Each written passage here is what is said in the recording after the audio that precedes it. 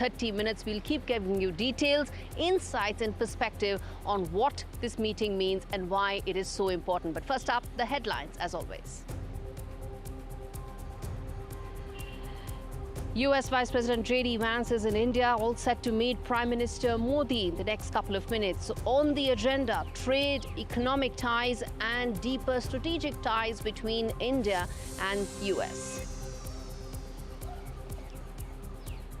Pope Francis dies on Easter Monday at the age of 88. Pope's last message was that we were made for life, not death. Who will be the next Pope? The world awaits. China's big warning to countries signing trade pacts with the US. Beijing says that it will never accept it and will take countermeasures. The trade war between US and China continues to intensify. So the Easter ceasefire is over. Russia resumes fighting after the ceasefire.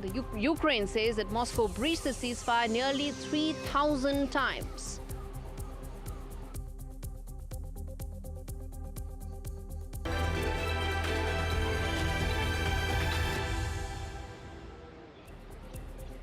Big story, JD Vance is in India. We are tracking all the developments closely, and in fact, if my camera person can show you, the meeting has just started. We can see the convoy of US Vice President JD Vance has just arrived for that all-important meeting with Prime Minister Modi. The next 45 minutes will be extremely important because it will pave the way for what could be the next steps, roadmap, vision as far as the India-US relationship is concerned. Before we get in our guest, let me quickly now put those big questions that we ask as always on India Global. First up, will JD Vance address India's concerns related to immigration? They have been amplified the last couple of weeks due to measures that the Trump administration has been taking against students and H-1Bs. Will that be addressed? Can that be addressed? That's the first question. Second up, will intel sharing now also be a key factor post the Havur Rana's extradition? Remember, a very successful extradition that took place after Prime Minister Modi and President Trump met. Will a follow-up mean closer intel sharing? Will terrorism be a key focus in these talks? Next up, will the 90-day tariff pause nearing an end? What's really at stake going forward?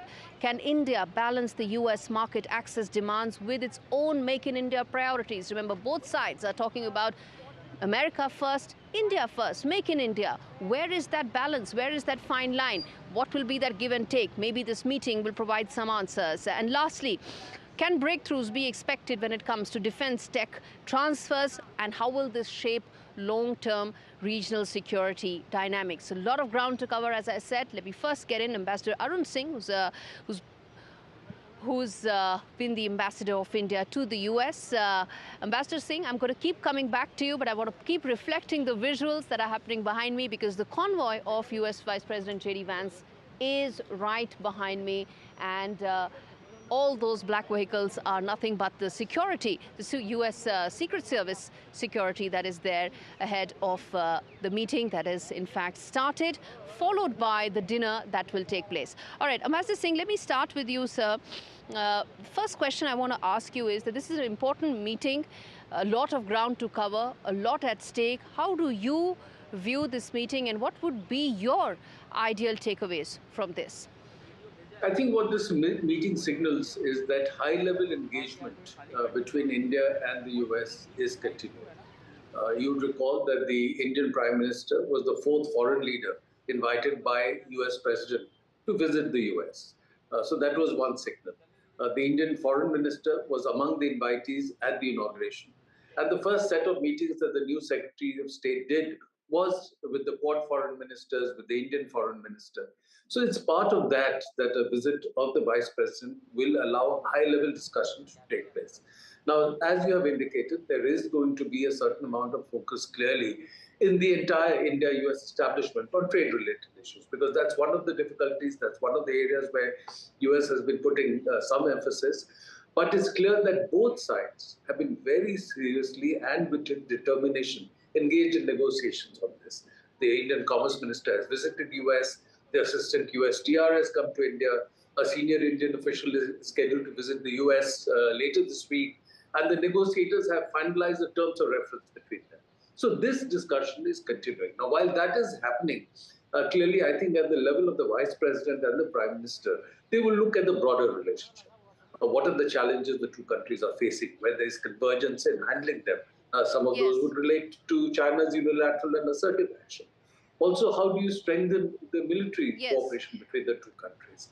Because if you recall in the joint statement... I was coming to just that, sir. I was coming to just that, sir, which is that there are two aspects which many believe may find more than just a mention in this meeting. One could be the shared concerns regarding the geopolitical dynamics that US operates in, and also the India operates in when it comes to the Indo-Pacific, and also the fact that what about defense ties between India and US, and will that also translate into greater military purchases, something that US has been asking about for some time? So in terms of the geopolitical dimension, the US has been signaling that despite all the ferment taking place globally, despite their changing the stance related to the European security architecture, working on trying to bring about some kind of a peaceful resolution of the conflict between Russia and Ukraine. They're looking at issues in the West Asia somewhat differently from how the Biden administration had done. But at the same time, they're signaling that their focus on the Indo-Pacific, that remains. And they continue to see China as a challenge from there. So from that aspect, there is a certain amount of convergence in handling the challenge that is there. So that's one. As far as the military aspect is concerned, purchases are one aspect, but there is also the aspect related to co-development of technology and transfer of technology to India. So there again, there is some focus in the joint statement, for example. Both of them recognize that the earlier established mechanism of INDESX, India-US defense acceleration ecosystem, where the startups in defense technologies from both countries were brought together to try and work for co-development of technology, that has worked well, and they want to take that further. The US has authorized 80% technology transfer for G414. So those are the areas that would also be looked at, not just defense supplies. Absolutely. Ambassador Singh, the other side I want to ask you is that if you were to look at it from Vice President Vance's side, this is his third international tour. Important because, he would want the right set of optics, which have been so far, unlike his other two visits, whether one talks about the Greenland one or the one in Europe. What do you think would be the, takeaways or outcomes that the Vice President would be looking out for from this high-profile, important meeting? So I think from the optics point of view, I think the visit to India will certainly be different from his earlier visits to Europe, where there had been some controversy. The visit to Greenland, where from all reports, none of the locals or the local leaders engaged with him during that visit, because they have a certain negative approach to how US has been articulating issues related to Greenland. But here, I think at the level of the leadership of the two governments, there is a certain comfortable way of dealing with each other. Despite differences on tariff, President Trump has spoken very warmly of our Prime Minister, his friendship with him. So that dimension is there. Vice President Vance had a meeting with the Prime Minister in Paris in February. So I think at the official level, there'll be a signal that the leaders relate to each other well. They're discussing issues that matter. And then again, I think the visit to Jaipur, the visit to Agra, earlier today, the visit to Akshardham, will signal that between India and the US, the people-to-people dimension of the relationship is very, very strong. And again, that is reflected in also the Vice President's own family. Do you think, sir, that will be pressed upon further, given the concerns of the Indian-American community, given the concerns about the students, H-1B holders, the techies? Do you think the soft power and also the people-to-people ties would be an area that the Vice President would also like to focus more on to assuage frayed nerves and concerns of India? So I think that's an issue where there are different dimensions. So at one level, the immigration from India certainly contributed to deepening of the India-US partnership. It has contributed to U.S. strength in many areas. Many of the CEOs of major U.S. companies are people of Indian origin who studied in India and moved over to the U.S. So they made tremendous contributions to technology development in the U.S. Doctors, engineers, and in many other sectors. So that's recognized.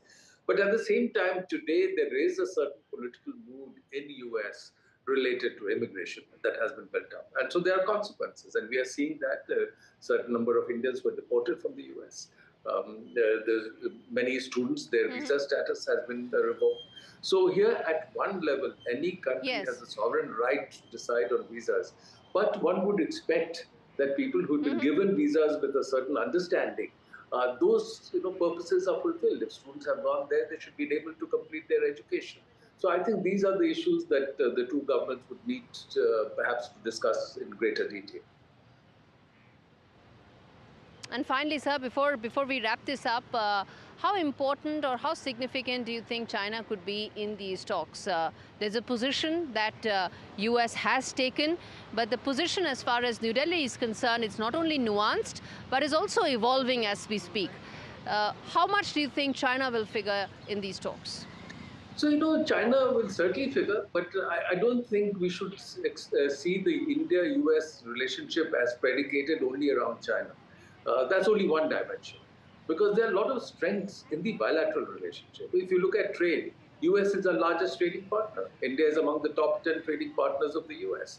US is the largest foreign investor in India. India companies have invested more than $40 billion in the US. At 5.2 million, US is the largest single country presence of Indian origin diaspora. And then you now have 1,800 global capability centers in India. Absolutely. Doing cutting-edge R&D and technology development work for the global operations of major corporations. So there are certain inherent strengths in the US-India relationship, and we should keep that in mind. Absolutely, we should. And thank you so much, Ambassador Singh, for taking out the time and joining me on India Global. Viewers, before I welcome the other two guests, Dr. Raj Bayani as well as Professor Arun Kumar, I want to quickly tell viewers joining in right now that Vice President JD Vance is inside Prime Minister's residence, the 7th Lok Kalyan Marg behind me. The meeting is just about to start. The visuals are on your screens. These are live visuals that we are playing out.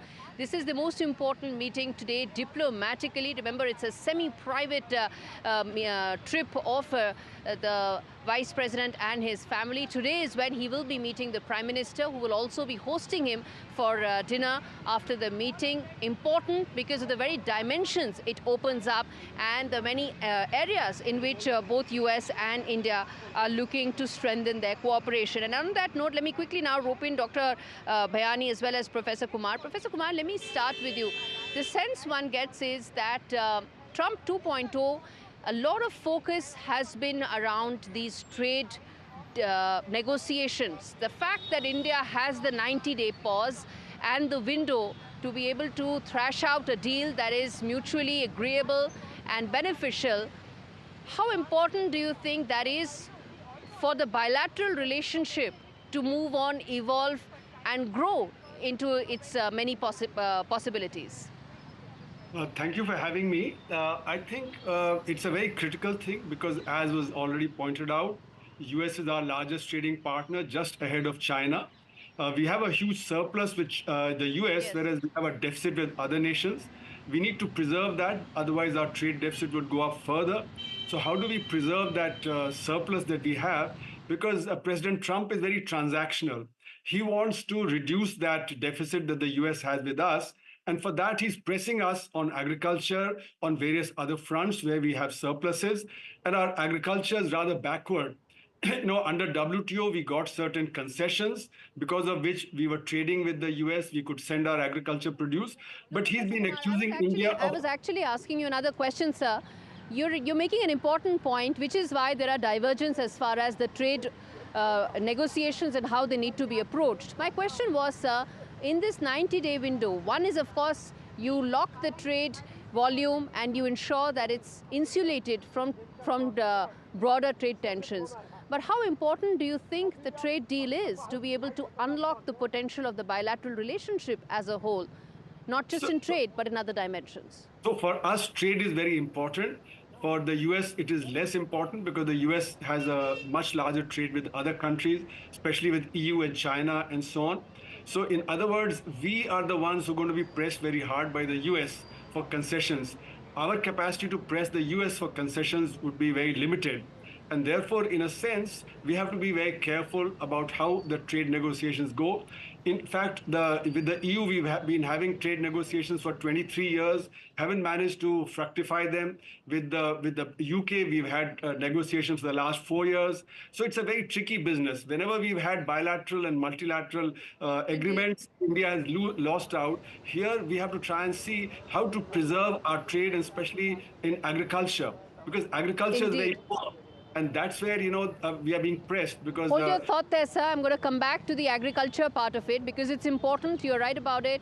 Let me now rope in Dr. Bhayani on the other aspect to it. We spoke earlier about, and through this broadcast, and NDTV has been bringing you all the details, updates about the importance of this visit, also from the fact that the second lady comes from an Indian origin, Indian heritage, something that she's spoken about at length, something that her husband, that is the Vice President, has spoken about at length. How important do you think, Dr. Bhayani, this is in terms of building the trust and building the relationship on a bilateral level?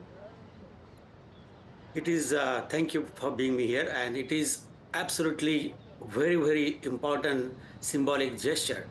The Indian community and diaspora in USA is very proud that the second lady is of Indian origin, and the Trump administration in the first term as well as the second term has shown tremendous warmth towards India. The Modi and Trump rapport has been phenomenal. I think we can build on that, and immediately after Trump took over, Modi ji was invited, and then after that our Tulsi Gabbard came to India. Now the Vice President is there, Elon Musk is on the way. So all these talks indicate that US has given India the topmost priority in its international relationship. And for us, all of us, that is very, very heartwarming as well as a moment of pride. Having said that, Indeed. At the same time, as you mentioned... That's a very important aspect, sir. Right. Yes, yes. As you mentioned that this I wanted to ask about the immigration part of it, given the concerns that are now coming in, whether it's the tech talent or whether it's students, how do you see those concerns being addressed, whether it is through these meetings or these meetings acting as a bridge in terms of building more trust to be able to address some of these concerns? Absolutely. As the rapport develops and the bilateral relationship becomes warm, they will be more receptive to our suggestion. Americans know that Indian diaspora who is working here has contributed phenomenally to the America's growth. And our students have always been known to be smart. As you know, the Indian doctors, which I represent, are every seventh patient in America is treated by Indian doctor. That shows that American people know and understand that Indians have tremendous goodwill in America, and stopping them to come, it is going to hurt their universities. The student enrollment India is one of the top notch. Even it has surpassed China in the student enrollment in America. So I don't think they will assess and case by case basis, and India will be given the priority in the student visas. As far as the H-1B is concerned, okay, fine. As they will start making the priority of manufacturing USA, they will need the talent, and they will have no option but to come to India, an Indian, our educated class. That's an important and positive aspect, sir. Yes. Quick question, Yes. Professor Kumar, because I'm running out of time, which is the fact that in your assessment, what could be that one key takeaway that you would expect out of this meeting today? Well, we need to really negotiate on agriculture because that's a very critical sector. 60% of the population depends on it. If we face high tariffs in the US on agriculture, we'll be in trouble. If we reduce the tariff in India on agriculture produced coming into India, our agriculture would be a huge problem. So I think we need to go back to the WTO agreement where, because of the, we are a developing country, we need special concessions from the US, especially with regard to agriculture. We can buy more defense equipment. Yes. We can, have some negotiations on electronics and other items going to the US. But I think the critical thing would be agriculture. Once that agreement is reached, I think an overall agreement would be possible. And I think maybe the Prime Minister would try and negotiate that with the Vice President Vance, because that should be the key focus, as you ask. All right, I'll leave it there. Thank you so much, Professor Kumar and Dr. Bihani, for joining me today on India Global, on a story that has many ramifications. And bottom line, viewers, really is that while we cover this meeting very closely and the takeaways of this would be equally important, there are some long-term ramifications of these visits, and visits like Vice President JD Vance's current visit right now, which is that India-US relationship is now sitting on 5 key pillars, not just 1, not 2, but 5, trade being one of them. But beyond trade, there is technology. There is also closer cooperation when it comes to terrorism, intelligence sharing frameworks. There is also greater alignment when it comes to geostrategic, geopolitical common goals and concerns, China being one of them. Later this year, the Quad Summit will happen in India, in New Delhi. Prime Minister Modi will host leaders of the 3 countries, including President Trump. And before that, this visit lays the groundwork for greater, closer strategic alignment on issues not just related to trade, but beyond that. On that note, shifting focus, viewers, to the other big international story that we've been tracking, which is Pope Francis's death. He died at the age of 88, a day after in fact, on Easter Monday today, leaving a huge vacuum in the world and, of course, impacting the entire Christian world. This report tells you what happens next, the process of choosing the next Pope. Take a look.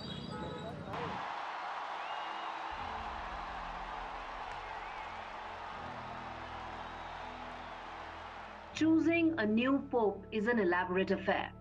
Once the last rites of the Pope is completed, the College of Cardinals is tasked with electing the new leader.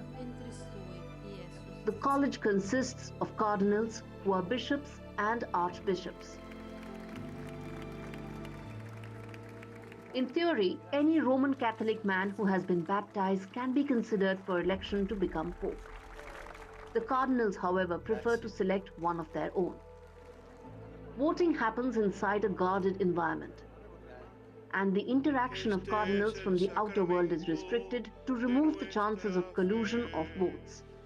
A 2/3 majority has to be achieved. Currently, there are about 140 cardinals who are eligible to vote, with each cardinal voting through a ballot paper. No one can get inside the Sistine Chapel during this selection process. One gets to know the result through the smoke that comes out from the Vatican's rooftop. If a pope hasn't been chosen, the ballots will be burnt along with a chemical that makes the smoke black. White smoke indicates the selection of the new head of Roman Catholics. Within 30 to 60 minutes of the release of white smoke, the newly elected pope appears on the balcony overlooking the St. Peter's Square.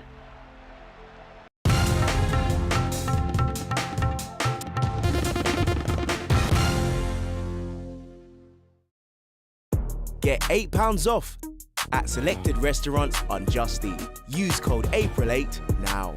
Did somebody say Just Eat? For me, it's about getting your base structure right and then looking at what you've got. I'm constantly just changing things. Looking at like different aspects of nature and how they fit together and, you know, having your personality come through your product. And it takes a lot of work to fill this